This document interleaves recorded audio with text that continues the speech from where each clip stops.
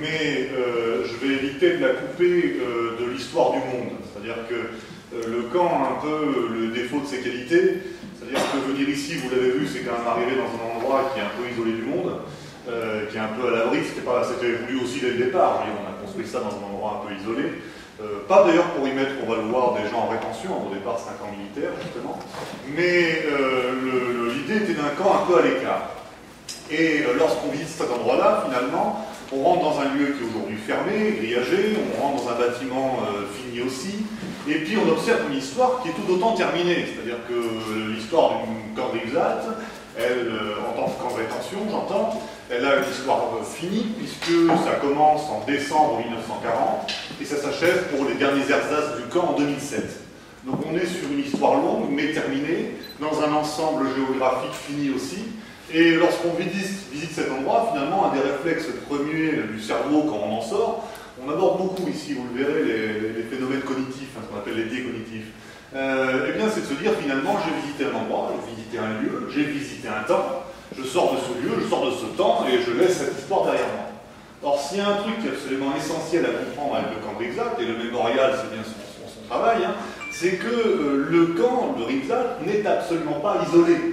C'est pas du tout un accident de l'histoire, hein. C'est pas un truc qui est arrivé par hasard, qui est apparu par une quelconque magie et qui a redisparu, qui a disparu 70 ans plus tard par une volonté d'État. C'est une histoire beaucoup plus large que la sienne propre. Et le camp de Rivesaltes s'inscrit dans un contexte humain, mondial, qui est l'utilisation des camps depuis à peu près un siècle et demi, on va dire un siècle, on va dire, en France, en Europe et dans le monde. Le camp est un phénomène globalisé. Un phénomène globalisé et qui n'a jamais cessé d'exister. Un des trucs qu'on me dit souvent quand on sort d'ici, quand les gens visitent, ils disent « Ah, l'histoire se répète ». Non, l'histoire s'est jamais arrêtée. C'est-à-dire qu'en soi, l'histoire continue. On n'a jamais cessé d'utiliser des camps, quel que soit l'endroit sur Terre où nous sommes. Alors, je vous l'ai dit, le camp de Rivesaltes, il ouvre en décembre 1940. Mais en vrai, si vous voulez comprendre ce qui se passe à ce moment-là, cette ouverture-là précisément, il faut remonter à peu près 40 ans en arrière et arriver sur la bascule entre le 19e et le 20e siècle. Alors, qu'est-ce qui se passe à ce moment-là? Je ne vais pas vous faire un cours d'histoire générale sur l'Europe et le monde à cette époque-là. Enfin, vous le savez tous, c'est le moment de c'est la fin de la révolution industrielle, c'est-à-dire qu'en tout cas, la révolution industrielle a bien avancé. Et la révolution industrielle, bien sûr, n'est pas qu'industrielle. Le 19e siècle a été un moment de mouvement à la fois politique, économiques, religieux, sociaux, idéologiques, absolument extraordinaire. C'est un bouillonnement à la fois intellectuel, philosophique et sociétal qui est absolument sans précédent dans l'histoire de l'humanité. Et dans ce bouillonnement, vous voyez apparaître de nouvelles idéologies. Alors là aussi, il y a un éventail d'idéologies absolument extraordinaires à ce moment-là, qui sont toutes très différentes, mais dont certaines se retrouvent autour d'un point central qui est la notion d'altérité. Alors le mot a l'air un peu compliqué comme ça, mais en fait c'est très simple. Certaines de ces idéologies répètent un message à peu près similaire. Le message est suivant, voilà, on a un objectif, on a une idée générale de la société, une sorte de société parfaite que nous désirons, et cette société est empêchée par l'existence d'autres, de gens trop différents.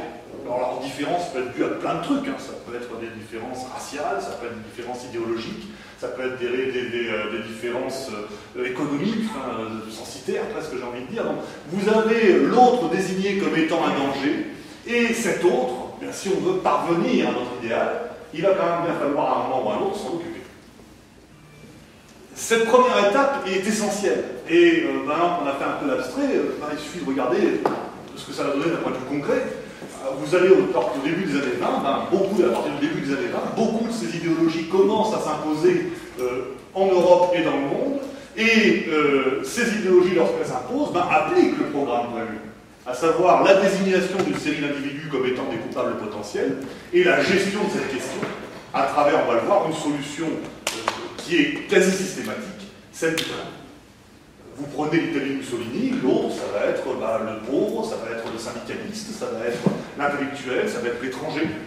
Vous prenez l'Allemagne d'Hitler, l'autre va avoir une composante raciale. C'est la personne qui, par son sang impur, va menacer la race aryenne. Donc là, c'est le juif, certes, mais il y a aussi le slave, le français aussi. On est très très mal vu par Hitler. Hein. Je ne sais pas si vous avez lu Mein Kampf, mais il a un catalogue de haine et on est très très haut dedans. Hein. Parce que nous sommes cosmopolites, nous sommes mélangés, donc nous sommes dangereux. Mais vous prenez l'Espagne de Franco, bah pour Franco, l'autre, ça peut être quasiment tout le monde, hein, puisque Franco va décréter pendant la guerre civile espagnole que lui, ça ne dérange pas de tuer 95% des Espagnols si c'est pour sauver l'Espagne. Donc il part du principe qu'au sein même des Espagnols, il y a des gens qui n'ont rien à y faire, et que s'il faut s'en débarrasser physiquement, ben on s'en débarrassera physiquement. Et dans le cadre de cette éjection d'une partie de la population afin de parvenir à l'idéal, le camp est un phénomène premier. Il est à la fois immédiat, et quand je parle d'immédiateté, je parle de ça, on n'est pas du tout dans un phénomène qui va prendre des années à s'installer. Hein. Ces gens arrivent au pouvoir, quelle que soit la manière dont ils arrivent au pouvoir, parce que là aussi c'est très variable. Hein. Vous prenez Mussolini, c'est un coup d'État. Franco, c'est une guerre civile, un coup d'État raté puis une guerre civile. Pour Hitler, c'est en partie des élections, quand même. Il y a en partie un processus démocratique. Pas complet, parce qu'il y a quand même des trucs au bout d'un moment qui ont très vite dérapé. Enfin, on est quand même au départ dans un processus électoral. Et donc, ces gens, lorsqu'ils parviennent au pouvoir, leur premier réflexe, premier immédiat, c'est l'ouvrir. Et on parle d'heures. Vous prenez ces gens, les heures qui suivent leur arrivée au pouvoir voient la mise en place de camps. Vous prenez Hitler, il arrive au pouvoir, dans les heures qui suivent son arrivée au pouvoir, on prend les grandes places centrales des villes, on les couvre de barbelés, et puis on fout au milieu tous ceux que le régime décrète comme étant des ennemis potentiels. La potentialité est très intéressante. Donc vous avez, à partir du début des années 20, un très grand nombre de pays en Europe et dans le monde qui basculent les uns après les autres dans des dictatures. Des dictatures qui fonctionnent sur un phénomène d'altérité, c'est-à-dire qui désignent des gens comme étant des ennemis. Alors là, les ennemis, je le dis, c'est tous très différents. Il y en a quand même qui reviennent. Il faut quand même, vous avez en général quand même le juif, c'est un truc qui est assez constant, le franc-maçon, c'est pas, voilà, et le grand capital, qui est utilisé un peu comme étant une sorte d'appel au côté apatride. Vous savez, le juif apatride, le grand capital est apatride, etc. Quelque chose qui renie finalement les valeurs premières qui forment le groupe. Donc vous avez ces mouvements-là qui s'installent et qui immédiatement se mettent à faire des camps. Et puis plus le temps va passer, plus les camps, une fois qu'ils ont été mis en place, ils vont grandir. Alors on va les sortir des villes, parce qu'il faut quand même les mettre un peu à l'écart, pour être discret, mais ils ne vont jamais cesser de grandir en masse, en taille, en poids, en nombre de personnes internées et en violence. Parce qu'il y a aussi un phénomène qui est essentiel de comprendre avec le camp, c'est qu'il est porteur d'une logique concentrationnaire, et qui est une logique déshumanisante. C'est-à-dire que vous prenez des gens, vous les mettez à l'écart, les considérer comme des êtres humains à partir du moment où vous les avez mis derrière un grillage, c'est de plus en plus complexe. Quelle que soit la volonté que vous y mettez, l'argent que vous y mettez, la bonne volonté même parfois, vous prenez un camp de réfugiés, on peut se dire, ah bah c'est une idée sympa quand même, on veut aider les gens qui sont faits. Mais le camp a en soi, en lui, porte avec lui une structure de déshumanisation. C'est-à-dire que parce que vous ne gérez plus la personne comme un individu, mais comme un flux. C'est absolument catastrophique pour absorber la vôtre et celle de la personne que vous enfermez. Donc on commence par des camps. Alors là aussi, les camps ont une logique pragmatique, très sale en fait. C'est que si jamais vous désignez des gens comme étant des ennemis potentiels et qu'une fois arrivés au pouvoir, vous les butez directement, ça peut créer des troubles. L'escalier est quand même là, la marche est haute là pour le coup. Hein. Par contre, si vous dites à des gens, ah ben écoutez, on pense que ces personnes-là posent une question. Vous avez remarqué, c'est intéressant d'ailleurs, Hitler, enfin le nazisme parle de la question juive. On pose une question. Vous avez remarqué que dans les mouvements extrêmes, on dit toujours, ah il ne faut jamais s'interdire de se poser des questions. C'est-à-dire qu'on amène à un phénomène logique, on amène doucement à travers la sémantique à vous dire, vous inquiétez pas, on n'est pas en train de vous transformer en monstre, on vous demande juste de réfléchir. Évidemment, la question de base, elle est biaisée, hein, mais on vous amène sur un schéma de réflexion, de soi-disant réflexion. Et on va vous dire, le temps qu'on règle cette question, par sécurité, on va mettre ces gens à l'écart. Et je le répète, alors je choquais quelqu'un ici, c'est logique. C'est ça le drame du camp, c'est qu'il intègre une logique. Je disais aussi, on a fait il y a quelque temps à l'hôpital de Perpignan un colloque sur les questions de radicalité, religieuse et politique. Et le colloque était très clair, psychiatriquement parlant, les radicalités appartiennent à une logique. Ce en quoi elle nous choque, c'est que ce n'est pas du tout la même logique que nous, donc on est complètement désarmé par rapport à ça, particulièrement en France dans les radicalités religieuses, qui nous surprennent beaucoup, parce qu'on est quand même un pays sacrément décristallisé, voilà, on est des moins religieux de la planète, donc on est sur quelque chose qui nous échappe beaucoup, mais qui appartient à une logique. Il faut rentrer dans cette logique pour comprendre comment elle fonctionne. Et on se rend compte que dans la tête des gens, ce qu'ils font est parfaitement normal. Normatif. C'est inquiétant. Mais cette normalité peut être la destruction d'autres qu'eux. Parce que justement, ils vont au bout de cette logique. Donc, début des années 20, je le répète, l'Europe, le monde d'ailleurs, de manière globale, se couvre. Et le phénomène contrasolaire devient à ce moment-là un phénomène majeur des sociétés au début du XXe siècle. Alors, quel est le cas de la France au milieu de tout ça? Parce qu'il y a un truc qui est absolument essentiel de se rappeler avec Riezalt, on dit bien, c'est que Riezalt, de bout en bout, ça a été un corps français.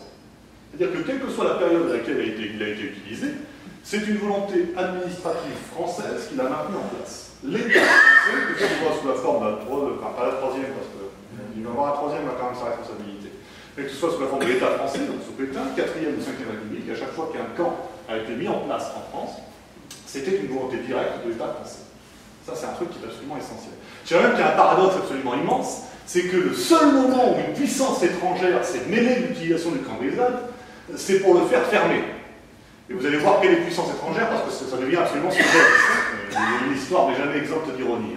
Donc vous avez une France qui va se mettre à utiliser des camps. Alors, elle va se mettre à utiliser des camps assez tardivement dans une Europe qui quand même dérape très sérieusement à partir du début des années 20, mais elle va se mettre quand même à les utiliser avec une spécificité pour la France, qui est assez glaçante d'ailleurs quand on y réfléchit, c'est que lorsque la France se met à utiliser des camps, c'est encore une république, un état de droit et une démocratie. Beaucoup d'autres pays ont attendu de glisser joyeusement dans la dictature avant de se mettre à utiliser des camps. Ce n'est pas le cas de la France. La France a une date précise, vous voyez, c'est le 12 novembre 1938, cette date précise amène à la création de centres qui vont très rapidement devenir des camps en France. On est encore dans un état de droit, encore dans une république, et encore dans une démocratie. Alors qu'est-ce qui s'est passé pour que la France, républicaine, démocratique, la Troisième République, se mette à utiliser des camps? Ben, un paradoxe. C'est un premier truc qui est absolument étonnant. Et vous allez voir à quel point justement les situations peuvent très vite évoluer. Et le paradoxe, c'est que la France du début des années 30 est un pays relativement tolérant. C'est surprenant à l'entendre. Alors, attention, quand je parle de ça, avant qu'on rentre dans le débat, je parle de la France métropolitaine. Soyons clairs, la France coloniale est complètement schizophrénique par rapport au modèle qu'on retrouve en métropole. C'est un truc là qui est même surréaliste quand on regarde l'histoire des institutions et des mentalités. Donc, la France métropolitaine est reconnue, a une réputation qui n'est pas imméritée de relativement bon accueil. Relativement. Je n'ai pas dit qu'il n'y a pas de problème en France. Vous avez des mouvements xénophobes, antisémites, racistes. Il y a quand même des mouvements extrêmement brutaux en France avec des ligues factieuses anti-parlementaires qui mènent des révoltes parfois assez sanglantes. Mais si on fait un comparatif par rapport à beaucoup d'autres pays, les Français, dans leur globalité, sont quand même moins touchés par les questions d'altérité que dans beaucoup d'autres pays voisins. Et ça, c'est dû à un truc assez original. Il faut remonter parfois très loin pour comprendre ce qui se passe dans un modèle, dans un système de mentalité. Il faut remonter à la Révolution française. Alors, vous allez me dire, qu'est-ce que ça vient foutre là-dedans? Il y a quand même un siècle et demi quasiment. Ben, en fait, la Révolution française va imposer un truc qu'on connaît tous, mais dont beaucoup ne connaissent pas forcément les implications, qui est le droit du sol. Ça vous parlez, ça, quand même. Le droit du sol. Alors, très souvent, quand on dit aux gens, c'est quoi le droit du sol? Les gens disent, ah ben, c'est facile, c'est quand on est en France, on est français. Alors, d'abord, c'est pas vrai. Juridiquement, le droit du sol indique que lorsque l'on est en France, de parents étrangers, nous avons à la majorité plus de facilité pour devenir français. En fait, on facilite vos démarches administratives. En soi, ce n'est pas un espèce de jackpot automatique lorsque vous êtes en France. On facilite votre arrivée, votre accession à la nationalité française à vos 18 ans, si vous en faites la demande. C'est pas du tout une obligation non plus. D'accord ? Mais derrière ça, il y a une vision beaucoup plus idéologique qui est la suivante et qui va complètement à contre-pied de ce que beaucoup d'autres pays font à ce moment-là ailleurs en Europe, qui est que être français n'est pas une question d'origine, c'est une question de volonté. On y intègre la question de la citoyenneté, finalement. On dit être français, c'est être citoyen français, et être citoyen français, c'est une question de volonté. Il y a un sociologue espagnol, il y a pas longtemps, qui a dit un truc qui m'a fait mourir de rire. Il m'a dit qu'il y a deux grands modèles, finalement, dans le monde, de citoyenneté et de nationalité. Le modèle allemand et le modèle français. Les Français ne comprennent pas pourquoi on ne veut pas devenir français, les Allemands ne comprennent pas pourquoi on veut devenir allemand. C'est un peu le... Je trouve que c'est assez bien vu. C'est-à-dire que vous avez d'un côté donc, ce droit du sol, qui s'oppose très volontiers à ce qu'on appelle le droit du sang, qui là par contre est un phénomène au départ structurellement allemand, qui est l'idée que être allemand, c'est bel et bien une question d'origine. C'est-à-dire qu'il faut des parents allemands, il faut une lignée. Donc vous avez un modèle français, droit du sol, qui implique l'idée qu'être français est avant tout une question de droit. Et ça a l'air de rien, mais c'est hyper destructeur pour les modèles communautaires. J'entends par là qu'aucune communauté qui s'est installée en France à partir de la Révolution française n'a réussi à perdurer de manière forte plus de 70 ans. En réalité, au bout d'un moment, on assiste à un délitement du modèle culturel de la population allogène qui finit par s'engouffrer finalement dans cette citoyenneté. Et certes, les origines, bon, on les connaît, elles restent, parfois il y a des comportements, mais dans l'ensemble, on se considère avant tout comme français. Français avec une origine lointaine étrangère, mais avant tout comme français.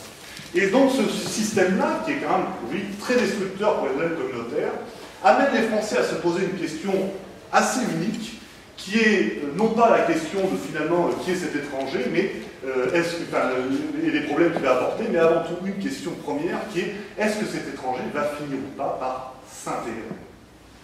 Cette question d'intégration passionne le débat français. Et c'est remarquable de voir qu'elle ne passionne quasiment que le débat français. Vous prenez un pays anglo-saxon, personne n'en a rien à foutre de la question d'intégration. Ou en tout cas pas du tout comme nous on l'entend. L'intégration en France dispose, en gros, on vous dit qu'il faudra récupérer les valeurs de la citoyenneté française. Vous prenez un pays anglo-patriotisme essentiellement. On vous dit voilà, il faudra devenir patriote. Mais dans les faits, vous rentrez dans une communauté, vous y restez, et ça peut durer des années, des décennies, des générations même entières. Vous prenez par exemple les Allemands, on a des trucs absolument extraordinaires avec la révolution allemande. C'est qu'on a des Turcs de 3e, 4e génération qui sont installés en Allemagne, qui sont jamais allés en Turquie, mais qui continuent d'avoir la nationalité turque parce que les grands-parents, les parents, les grands-parents l'avaient. Donc c'est des gens qui ne parlent qu'allemand, qui n'ont jamais vécu qu'en Allemagne, mais qui continuent d'être considérés au niveau de leur nationalité comme turcs. Donc c'est un truc assez... Il y a vraiment une dichotomie qui se met en place et qui a pour conséquence première le fait que chez les Français, la question de l'altérité est moins forte. Alors attention, je le répète, moins forte ne veut pas dire absente, elle existe, on va le voir, mais elle est moins forte. Et il va y avoir une conséquence directe, on est au début des années 30, les Français métropolitains sont reconnus comme des gens peu angoissés sur le problème, ou en tout cas moins angoissés que d'autres pays sur le problème de l'altérité. Donc la France jouit d'une réputation d'accueil qui n'est pas trop mauvaise. Quel est le résultat premier? Beaucoup de gens s'y précipitent. Et s'y précipitent d'autant plus que tous les pays que je cite, l'Espagne, l'Italie, l'Allemagne, commencent à déraper très sérieusement au niveau de leurs institutions et mettent en place des dictatures qui persécutent toute une partie de la population. Donc forcément, vous avez un nombre de gens absolument considérable qui finit par s'installer en France au début, pendant toute la décennie qui va suivre le début des années 30. Et quand je dis considérable, c'est qu'en fait, de l'histoire de France, il n'y a jamais eu autant d'étrangers proportionnellement à la population qui s'est installé à ce moment-là en France, qui s'est tenu à ce moment-là en France. Pour vous donner un chiffre précis, le nombre d'étrangers à la fin des années 30 en France, il est de 4 millions. Si vous voulez prendre un comparatif avec aujourd'hui, le nombre d'étrangers qu'on a en France, c'est à peu près le même, entre 4 et 5 millions. On pourrait se dire, c'est pareil. Non, aujourd'hui on est 67 millions de Français, à l'époque les Français sont 40 millions. Donc une personne sur 10 présente en France à la fin des années 30 n'est pas française, n'a pas de papier français, avec parfois une arrivée absolument massive. Là aussi, quand on vous parle de temps en temps, moi je trouve ça extraordinaire, on dit oh, il y a une invasion, vaste blague. Enfin, pour donner l'idée, c'est un demi-million de juifs allemands qui s'installent en France en 10 ans, de 1930 à 1940. D'accord? Le même nombre, un demi-million, est atteint en moins de 2 semaines avec la retirade. La retirade, c'est un demi-million d'Espagnols qui franchissent la frontière en 2 semaines dans les Pyrénées-Orientales. À l'époque, les Pyrénées-Orientales, c'est 250 000 personnes. Donc pour vous mettre dans le bain, c'est très simple. Vous êtes tout seul, vous parlez français, dans le nord, vous êtes 3, il n'y a que vous qui parlez français. Ça va surprendre quand même comme moment. Donc vous avez cette arrivée absolument massive d'étrangers, et cette arrivée massive finit par inquiéter la population française. Alors ça aussi, c'est un phénomène qui est général, c'est-à-dire qu'à partir du moment où une population allogène arrive, une inquiétude se met en place. Elle est passionnante cette inquiétude parce que là aussi, elle ne se fonde pas forcément sur du réel. Elle se fonde sur l'idée qu'on a de l'autre. Alors il y a 2 éléments qui reviennent dans tous les pays du monde, quelle que soit la population d'accueil, quelle que soit la population accueillie, c'est la question du travail et de la sécurité. Ça, alors, vous pouvez n'importe où. Ces étrangers, ils vont nous poser un problème de sécurité et ils vont nous piquer notre travail. C'est un truc qu'on entend systématiquement. Alors c'est d'autant plus étonnant, c'est là que je dis qu'on est vraiment dans des perceptions de l'autre, et dans une inquiétude plus que dans une réalité. Je vais mettre de côté la sécurité parce que c'est vraiment un phénomène très spécifique, très particulier, mais par exemple pour le travail, on a la quasi-certitude que c'est exactement l'inverse qui se produit en fait. C'est-à-dire qu'un accueil massif d'étrangers crée de l'emploi. C'est un effet qu'on a détecté à partir du début des années 80 en géographie, qu'on appelle l'effet Marielle, et on n'a pas de contre-exemple pour l'instant. C'est-à-dire qu'une arrivée massive d'étrangers crée du boulot. Et en fait, on l'a détecté avec l'arrivée des... Vous avez vu Scarface? Le film Scarface. Ça raconte ça, en fait. C'est l'arrivée des immigrants cubains, en fait, massive à Miami. On a à peu près 130 000 migrants cubains qui débarquent d'un coup. Et à cette époque-là, Miami, c'est une capitale de seconde zone avec 8 à 9% de chômage. Et quelques années plus tard, c'est une des capitales mondialisées avec 3 à 4% de chômage. Et en fait, on a détecté ça, on s'est dit c'est absolument extraordinaire, et on a essayé de faire des reports, et ça fonctionne. C'est-à-dire qu'apparemment, l'arrivée massive d'étrangers crée du boulot. En fait, c'est une sorte d'appel d'air économique qui amène une croissance. Donc on a cet effet-là, et puis un autre effet, un autre questionnement qui là est hyper franco-français. Alors ça, par contre, ça nous passionne, et c'est logique. C'est la fameuse question de l'intégration. Est-ce que les gens qui viennent vont finir ou pas par faire des bons Français? La réponse c'est quoi d'après vous? Il n'y a pas de piège, hein, c'est non. C'est naturel, c'est naturellement et non. Et il y a 3 arguments qui vont revenir de manière systématique. C'est passionnant parce que quelle que soit la population, c'est ceux qui vont revenir. La question de la langue, de la culture, et la religion. Et c'est merveilleux parce qu'on se rend le nez. Il y a quelle que soit la population, on dit ah, il y a des gens qui vont dire ça. Et ça marche. Donc, ils ne sont pas comme nous, exactement. On est chez nous, ils ne sont pas comme nous, ils sont trop différents. Les juifs allemands arrivent en France, langue allemande, culture allemande, religion juive. À l'époque, en France, ça fait beaucoup. Bon, ça va quand même, hein, c'est passé. Mais là où je dis qu'on est vraiment dans des phénomènes de préjugés, c'est-à-dire le fait de juger avant de connaître, c'est un truc qu'on va sortir aussi aux Italiens, aux Espagnols. Alors ça, c'est absolument génial, hein, parce que les Italiens et les Espagnols, allez, ok, langue et culture italienne et espagnole. Mais la religion, la même. Les catholiques qui débarquent d'un pays à majorité catholique. Mais le reproche qui va leur être fait, c'est qu'ils sont trop catholiques. C'est la trop grande religiosité. On va dire non, dans les années 30, on va dire attention, nous sommes un pays christianisé, nous sommes un pays laïcisé. Ces Espagnols, ces Italiens ne peuvent pas comprendre la mentalité qui nous anime. Et ça, c'est génial, là aussi, parce que pour les Italiens, c'est vrai. Ah, ils ne peuvent pas comprendre, mais ils sont encore très christianisés. Ils viennent d'ailleurs sous le nom de corbeaux, c'est-à-dire qu'on les voit souvent sur les marges des églises, vous voyez, habillés en noir, on appelle les corbeaux. Mais pour les Espagnols, qui débarquent en France, c'est souvent les républicains, les communistes, les anarchistes, les types qui ont fait la guerre contre Franco. Franco, son allié objectif à l'époque, c'est l'Église catholique quand même. Il y en a beaucoup, ils ne sont pas forcément non chrétiens, mais ils sont quand même sacrément anticléricaux. Vous avez des gens, l'Église, ils en sont plutôt méfiants. Mais comme dans la tête d'un Français, un Espagnol, c'est forcément très croyant, c'est la reproche qu'on va leur faire. Donc on a des phénomènes, je dirais, pas forcément de rejet, mais d'inquiétude par rapport à l'arrivée de populations allogènes, qui se fondent avant tout sur un préjugé, et qui ne se posent rien de précis. Sauf que l'inquiétude, vous le savez comme moi, c'est quand même compliqué à gérer.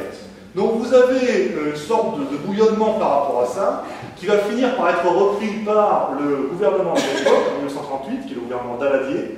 Et alors, le gouvernement Daladier, le pire, c'est même pas des extrémistes, hein. Là aussi ça pose question, hein. C'est des ratsocs. Donc, il faut vous apprendre ce que c'est. Hein. On n'est pas quand même sur l'équipe qui déploie le discours le plus allumé. Hein. Mais ils veulent répondre à l'inquiétude des Français, et donc pour y répondre, ils vont créer une loi, un décret de loi, qui porte un nom adorable, c'est la loi sur les indésirables de la République.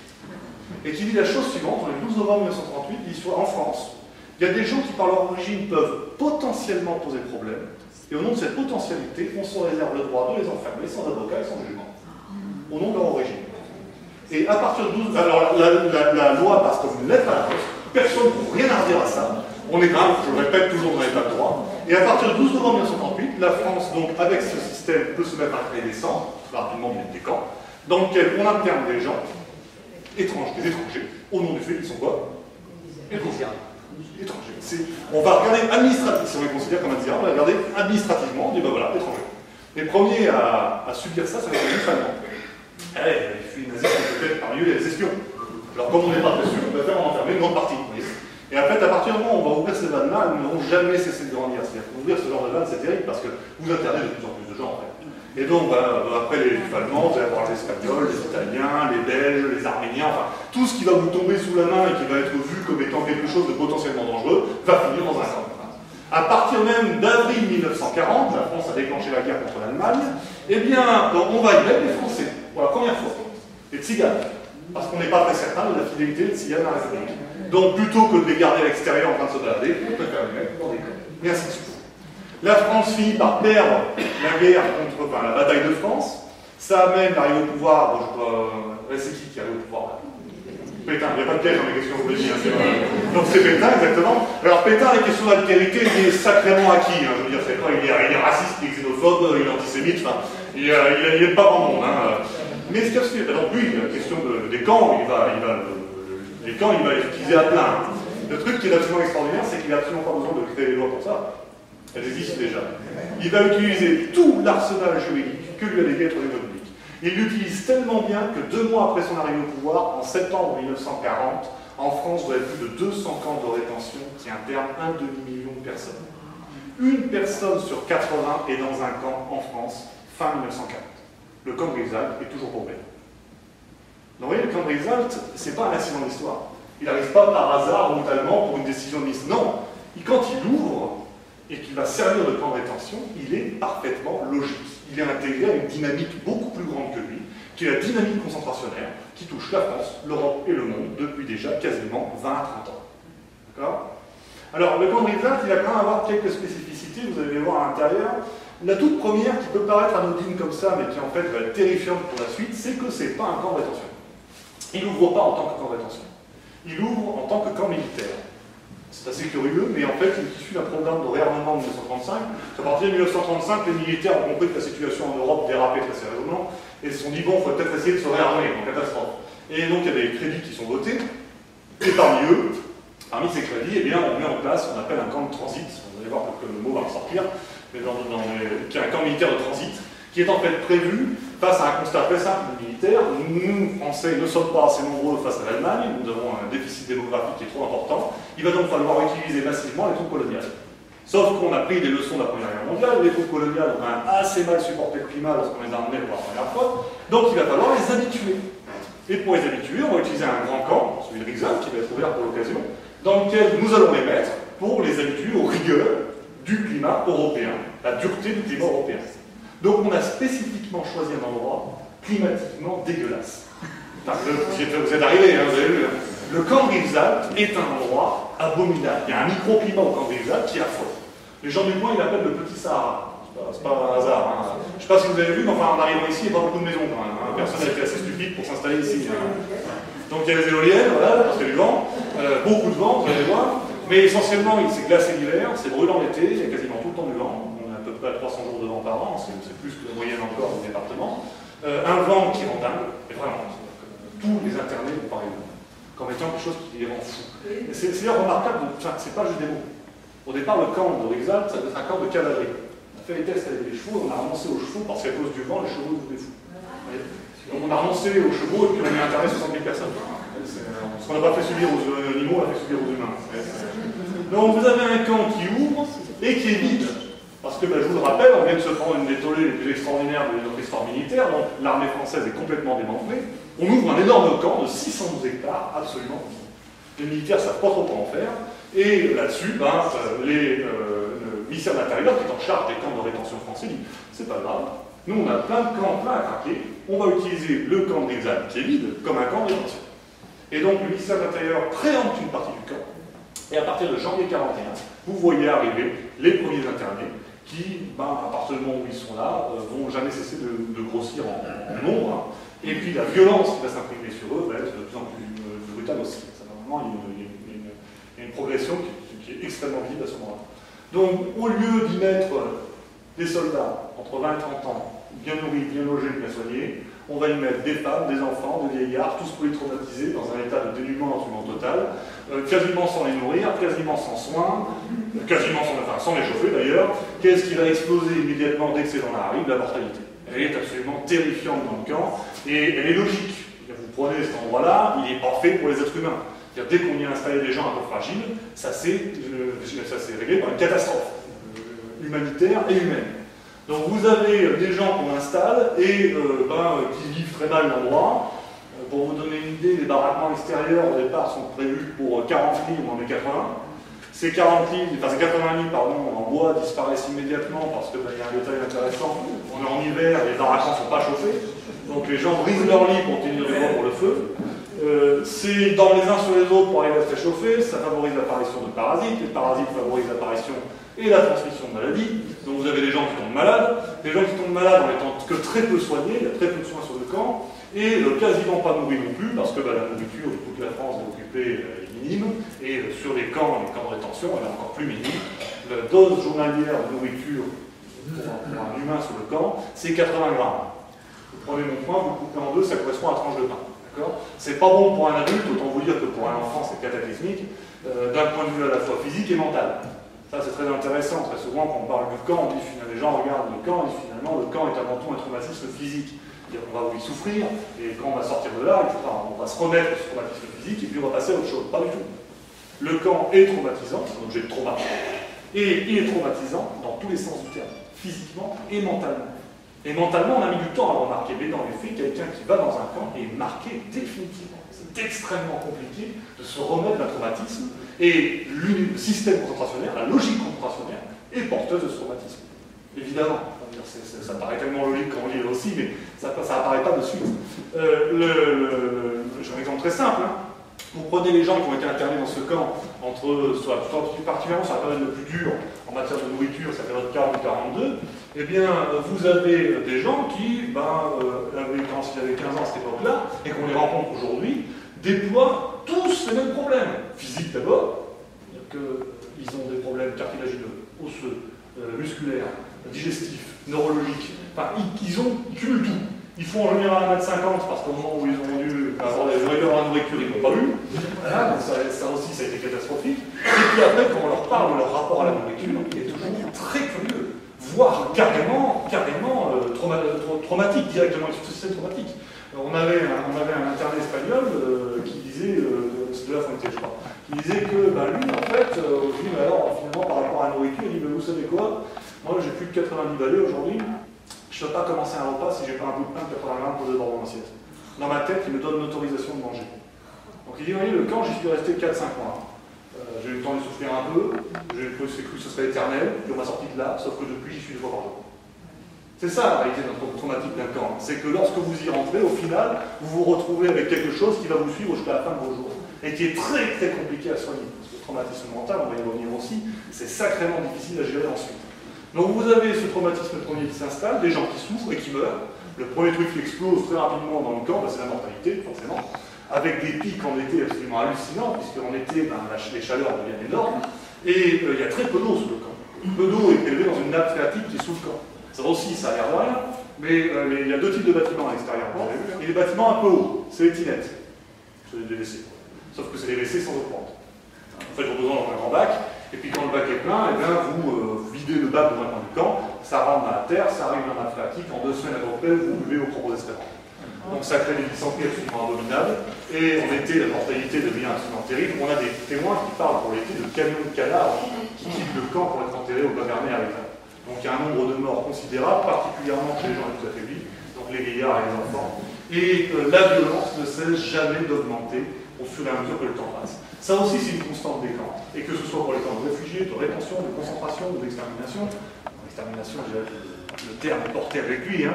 Mais pour les autres types de camps, plus vous mettez longtemps des gens à l'intérieur, plus la violence interne et externe va augmenter. Violence des enfermés entre eux, des enfermés envers eux-mêmes, et violence de ceux qui gardent les enfermés.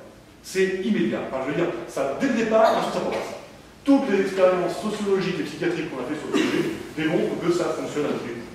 C'est-à-dire que vous êtes sur un processus de déshumanisation, et forcément, dans un processus de déshumanisation, la violence envers vous et envers les autres augmente.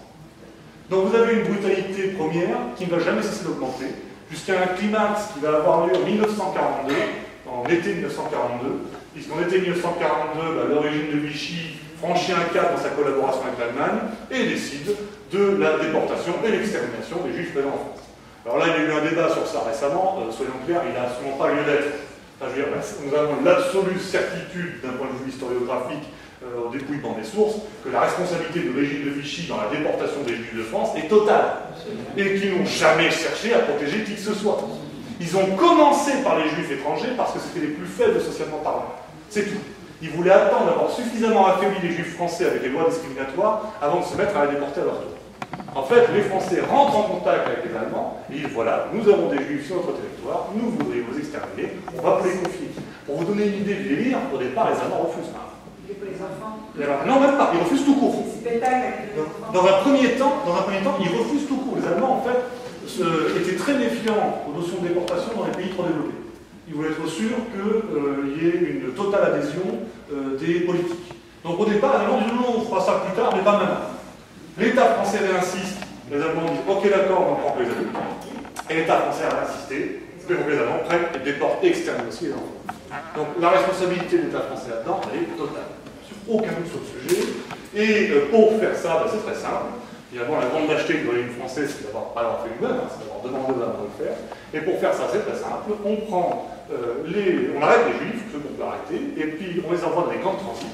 Ces camps de transit sont des lieux où on les rassemble avant de les envoyer à Nancy, et puis Nancy se met. C'est très simple.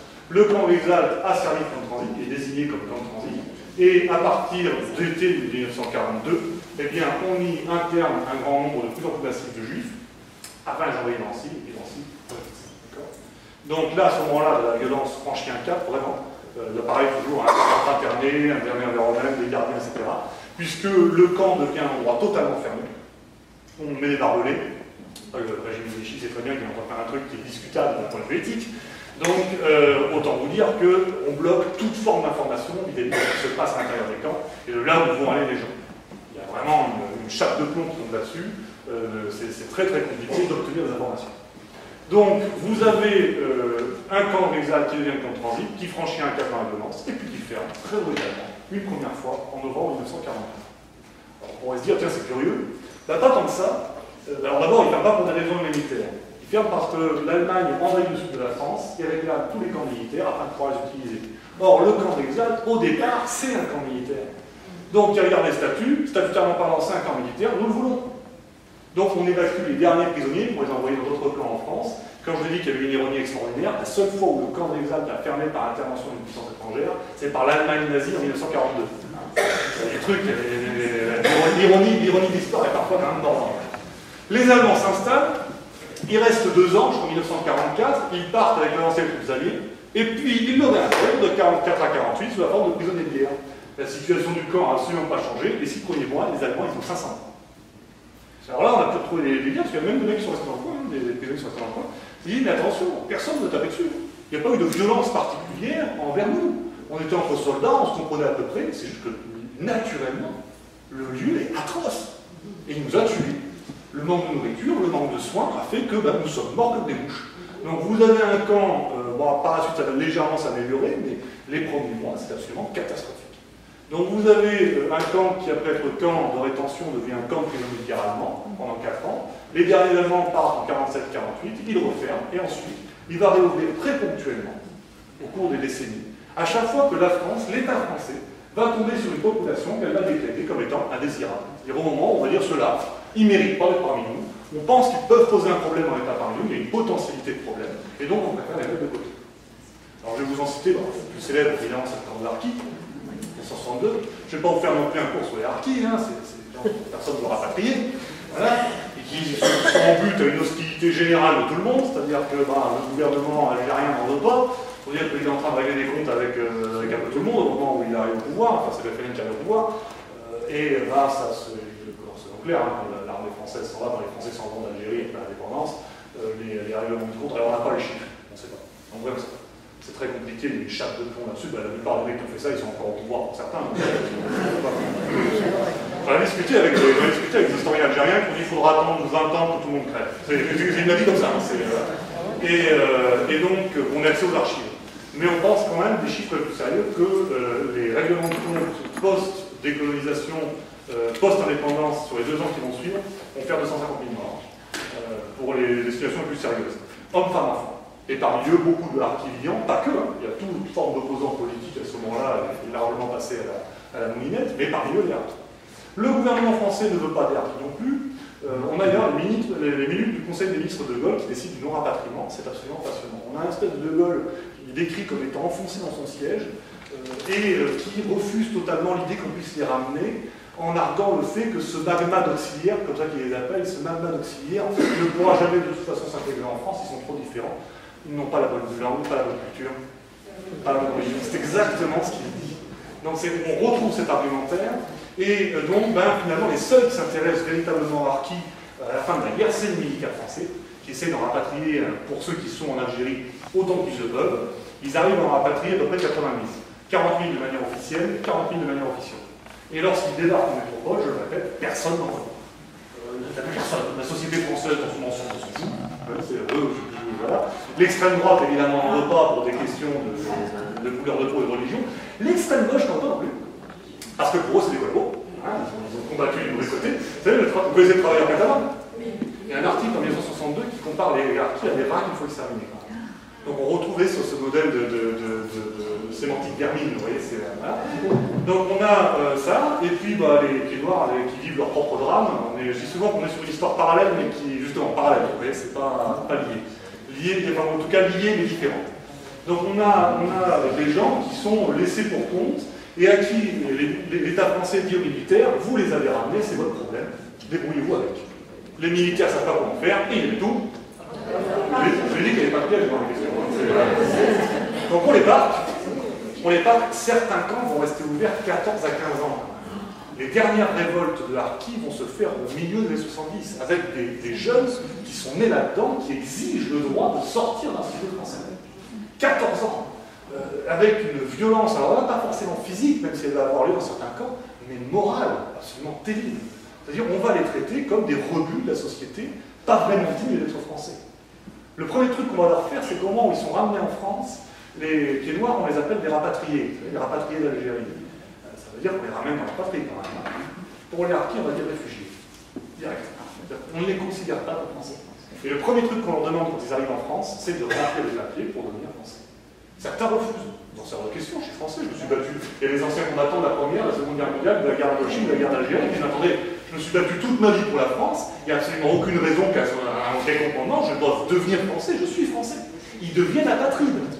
Ni algériens ni français. Leur situation administrative s'effondre complètement et ils ne sont plus rien d'un point de vue administratif. L'injustice va atteindre un climax là aussi, quand brutalement, suite aux accords d'Évian, eh bien l'Algérie va mettre en place une migration économique qui va voir arriver donc, en France des gens qui viennent chercher du boulot et obtenir la nationalité française, avec parmi eux des gens qui ont été des combattants du FLN et qui finissent par obtenir la nationalité française avant les harkis. Vous imaginez vous imaginez la brutalité que ça intègre mentalement pour ces gens-là. Donc vous avez des gens qui sont en souffrance physique, pas toujours, mais souvent. Certains camps vont être pas trop mal, ça va beaucoup dépendre en fait de la personne qui va les venir. J'ai eu des témoignages de harkis, d'enfants souvent, qui disent nous, on n'a pas compris, ça nous paraissait bien. On habitait dans les montagnes de la place, on n'avait jamais eu l'eau courante, on n'avait jamais eu d'électricité, on a foutu dans des baraquements, des préfats, mais il y avait tout ça, pour nous c'était le paradis, on ne comprenait pas pourquoi les adultes faisaient la gueule. Donc on a c'est pas tant sur l'aspect physique que sur l'aspect mental. L'aspect physique existe. Dans certains camps, alors on a le camp de Bias, paraît-il, qui était une horreur, le camp des Alpes. Le camp des Alpes, on a installé les harkis suivantes pendant les 6 premiers mois. Les chiffres pour un an, on pense que ça fait 127 morts, ça va. Que des enfants. Aucun nourrisson n'a survécu aux 6 premiers mois, donc ça vous donne une idée quand même de la brutalité du lieu.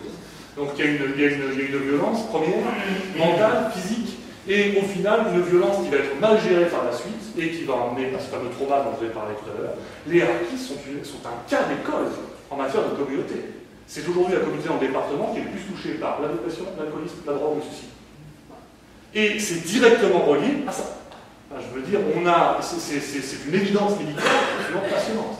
Au niveau de l'étude, c'est vraiment, ça tombe sous le sens. Donc vous avez cette brutalité très forte des camps, on va dire, de transit, on rappelle ça des camps de transit, pour le coup, de harkis, qui certains vont durer très longtemps. Le camp des Alpes va durer 2 ans, mais va avoir le temps de faire des dégâts absolument considérables. Et puis comme je vous l'ai dit, là, ça referme, puis ça réouvre. Pour des Guinéens, des Vietnamiens, donc là on est dans des phénomènes de fin de décolonisation en fait, avec des phénomènes plus courts aussi souvent, jusqu'à la dernière grande étape qui est de 84 à 2007, où dans le camp des Alpes on installe un CRAP, un centre de rétention administratif. Alors je ne vais pas vous faire un cours là-dessus non plus, vous devriez les savoir, c'est des centres dans lesquels on interne tous les clandestins qu'on arrête et qu'on veut renvoyer chez eux. Sachant que les CRA posent aujourd'hui encore un problème de constitutionnalité absolument phénoménal. D'ailleurs le camp des Alpes, entre guillemets, entre parenthèses, n'a pas été fermé. Il a été déménagé. C'est-à-dire qu'au moment où on a commencé à parler de la mise en place d'un mémorial qui parlait de la rétention administrative ici, qui l'a dénoncé quelque part aussi, il y a eu des officiels pour dire, enfin quand même, laisser un centre de rétention administrative juste à côté d'un mémorial qui parle de ça, c'était un peu moyen. On l'a déménagé à l'aéroport de l'État. Il est à l'aéroport Royal, donc on le dit encore. Donc vous avez des centres de rétention administrative qui sont présents sur toute la France et qui posent aujourd'hui encore, d'abord, qui utilisent encore la rétention administrative et qui posent un problème de constitutionnalité absolument phénoménal, parce que les centres de rétention administrative permettent l'internement de gens pour une mauvaise situation administrative. Alors ça, si vous voulez voir sans que les deux avocats ou deux juristes vous le dites là-dessus, vous allez voir, ça va très vite déraper. Parce que se pose la question quand même de savoir, est-ce qu'une mauvaise situation administrative est un crime ou un délit? Normalement, en France, vous ne pouvez être enfermé que si vous avez commis un crime ou un délit.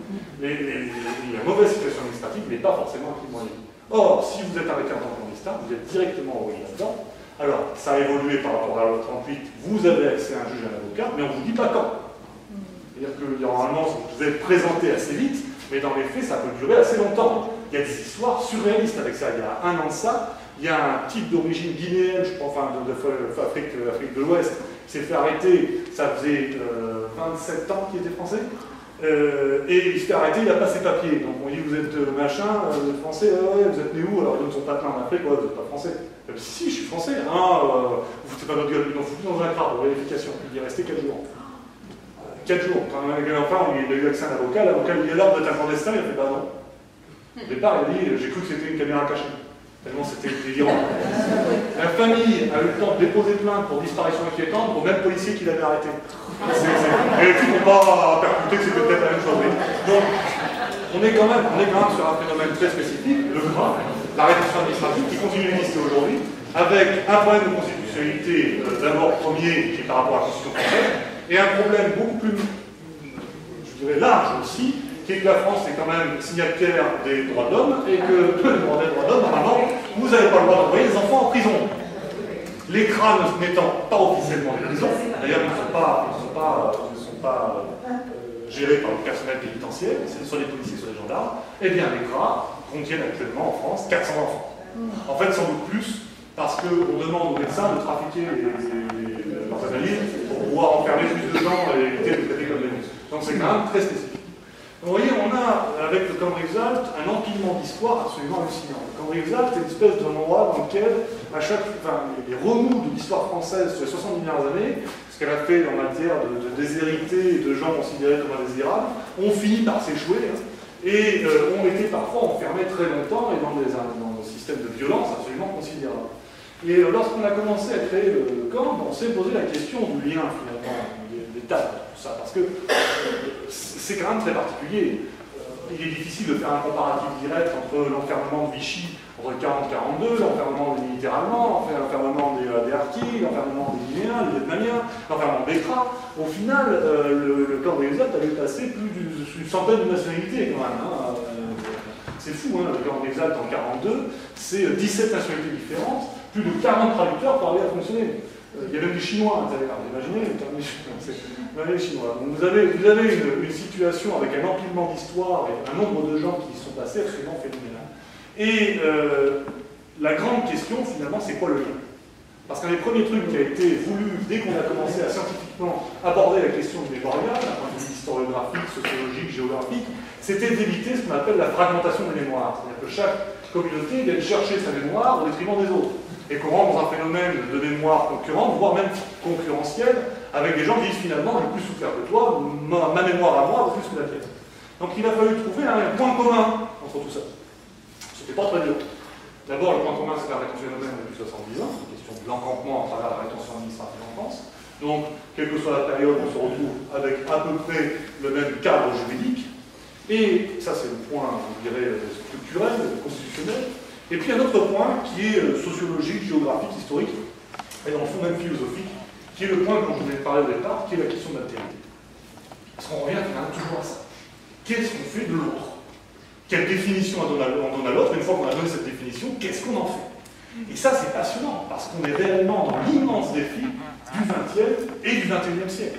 La question de l'altérité, c'est le problème majeur que nous connaissons aujourd'hui, toutes les sociétés confondues sur Terre. Pour quelle raison? Parce que tout simplement, nous sommes de plus en plus confrontés à la différence. Confrontés à la différence par le fait que la mondialisation amène chez nous des gens qui viennent de plus en plus loin, avec des cultures, des langues, des religions, des couleurs de peau toujours plus différentes. Donc on est confronté à des gens qui ne nous ressemblent pas, en tout cas du point de vue extérieur. Et puis la question de l'altérité au sein même de société, parce que actuellement nous sommes des sociétés qui vivent une altérité absolument extraordinaire. Je ne sais pas si vous avez entendu, on n'arrête pas de nous dire qu'on est dans une société à pensée unique, vous savez, c'est un plus con que cette expression. Enfin, pardonnez-moi, mais enfin, au contraire, on est dans une société dans laquelle vos choix de vie sont absolument phénoménaux.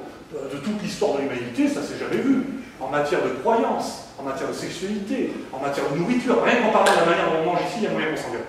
Entre les végans, les végétariens, les carnistes, les frugivores, enfin, il y a des choix énormes. Donc, au quotidien, nous, en tant qu'individus, toute notre individualité, justement, on est confronté à d'autres individualités qui, parfois, ne nous ressemblent absolument pas. Et alors là, pas de bol. Je ne vais pas vous assumer une révélation, vous allez voir, ça vous paraît plutôt classique. La différence, on n'est pas hyper bien programmé pour aimer ça. On est des grands mammifères, on est des grands singes, on est des homo sapiens. Et les homo sapiens, les mammifères de manière générale, ils n'aiment pas la différence. Instinctivement, c'est un truc qui nous emmerde, profondément. Nous fonctionnons sur un principe très simple, qui est la zone de confort. Tous les mammifères, c'est quoi la zone de confort? C'est de terminer un territoire dans lequel on sera bien. Voilà. Quand vous sortez votre chien et qu'il pisse partout, c'est qu'il est en train de réaffirmer sa zone de confort. Quand votre chat est en train de sauter partout dans l'appartement, c'est qu'il est en train de vérifier son territoire et que rien n'a bougé. Il vérifie sa zone de confort.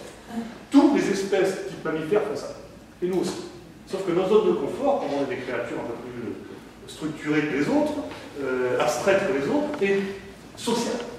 On a tendance à mettre nos zones de confort personnelles. C'est là aussi que je dis souvent que la notion de possession va être difficile à abandonner pour l'espèce humaine, parce que c'est un territoire, la possession. C'est un phénomène territorial. Et au-delà de ça, de ce premier phénomène territorial, nous pratiquons de la ségrégation sociale. C'est-à-dire que nous fréquentons des gens qui nous ressemblent. Et c'est même pas une critique, c'est naturel, c'est que pour notre bien-être, c'est nécessaire. Nous avons besoin d'être entourés de gens qui nous ressemblent. Donc on passe le plus souvent du temps avec des gens qui nous ressemblent. Sauf dans les repas de famille le dimanche, mais ça, je ne peux pas. Mais dans l'ensemble, on a tendance à se rapprocher de gens qui nous ressemblent. Mais je le répète, c'est même pas une critique, c'est juste naturel. Nous le faisons tous parce que ça nous fait du bien, tout simplement. Le vrai problème n'est pas là. Le vrai problème, c'est quand un État vous dit exactement la même chose. Vous dit attention, nous sommes un groupe national, social, humain, etc. Et parmi nous, il y a des gens qui représentent un potentiel problème. Il serait peut-être préférable de les mettre de côté. Et pourquoi c'est un problème terrible, ça, un État qui va dire ça? Parce que je vous l'ai dit au début, ça nous paraît dans un premier temps parfaitement logique. Instinctivement, on va accepter l'argument. Il faut vraiment le travailler pour dire, attendez, là, ce qu'il vient de me dire, il faut vraiment le travailler. Le moment où il va véritablement nous choquer, c'est à partir du moment où il va rentrer dans notre sphère empathique, c'est-à-dire à partir du moment où on va prélever des gens dans notre entourage, donc dans notre propre zone de confort, pour les mettre à l'écart. Ou là, brutalement, on va faire, lui, je veux pas, d'accord, il est juif, mais c'est un bon juif. Vous voyez, c'est terrible de dire ça, mais c'est exactement ce qui s'est passé en 1942. À partir du moment où on a commencé la déportation, l'antisémitisme français est magique, hein, il est paracémiste. Il est extrêmement théorique. Et à partir de 1942, quand on a commencé à mettre vraiment en place les procédures de déportation et donc de prélèvement dans la société de gens qui étaient de religion juive, on s'est retrouvé avec des types qui étaient des fervents pétains, des fascistes, etc., aller à la commandanture, ou alors en tout cas à la commission de criblage pour dire alors j'ai rien contre le fait qu'on déporte des juifs parce que là c'est un copain. Donc on est toujours dans un phénomène large dans lequel un État va dire finalement il y a des gens qu'on veut prélever, d'autres non, et dans un premier temps, tant qu'on reste dans une forme d'abstraction par rapport à ça, ça nous paraît logique. Et le camp a une salle absolument terrifiante, c'est qu'il appartient à une dynamique qui est une dynamique concentrationnaire, une dynamique logique, qui est une dynamique aussi de déshumanisation. Et plus le temps va passer, plus les camps vont grandir, plus la violence qui va s'y déployer est grande, sans pour autant que ça nous dérange, puisqu'on est dans un effet de progression. Et que les gens que nous voyons souffrir, eh bien, que nous ne voyons pas souffrir, nous dérangent beaucoup moins que ceux que nous voyons souffrir. Or, le camp en lui-même met à l'écart. Donc forcément, quand on est derrière l'égal, ça vous parle beaucoup moins. C'est remarquable de voir que dans tous les systèmes concentrationnaires, au fur et à mesure qu'ils évoluent, on parle de moins en moins d'êtres humains et on aborde de plus en plus de flux et d'objets. Vous prenez la conférence de Gandhi qui a décrété la solution finale, vous savez, pareil, la question juive au départ, mais on a fini par trouver une réponse. À la question, on a mis une solution. Elle est finale. Ça s'appelle nuit et brouillard, c'est l'extermination des juifs d'Europe. Donc on est toujours, la sémantique est extrêmement importante dans ce genre de phénomène. Donc on a une conférence à Danzig où une dizaine de mecs autour de la table discutent entre eux de suite à donner de ces juifs qui quand même posent un gros problème. Il n'y a qu'un seul mec qui est contre, qui finira assassiné dans les mois qui viennent. Il y a un mec qui met des réserves, il dit pas, il dit quand même là, à mon avis, on est peut-être en train de faire une connerie. Bon, il se fait assassiner. Les autres n'abordent qu'un problème purement technique. Ils ne parlent jamais d'être humain.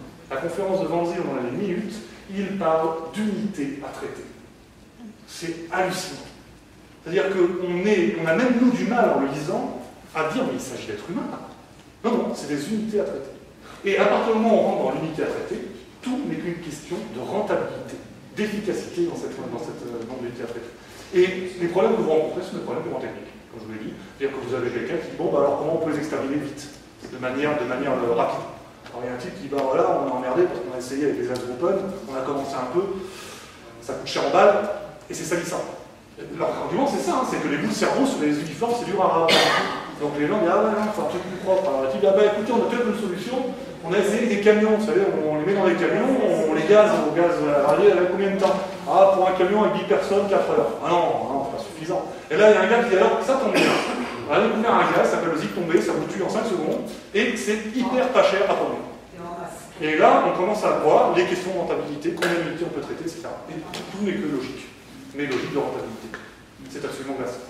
Donc vous voyez, le phénomène d'altérité, même finalement, le drame du phénomène d'altérité, c'est qu'il même finalement à considérer l'autre non pas comme un être humain, mais de moins en moins au contraire comme un être humain, c'est-à-dire plutôt comme un problème à gérer, et un problème qui mérite une solution. Lacan fait partie des solutions premières que l'on peut apporter dans ces cas-là, et le problème c'est que le camp est déshumanisant et porte avec lui la logique d'extermination, la logique, ce qu'on appelle la logique concentrationnaire et la logique génocidaire.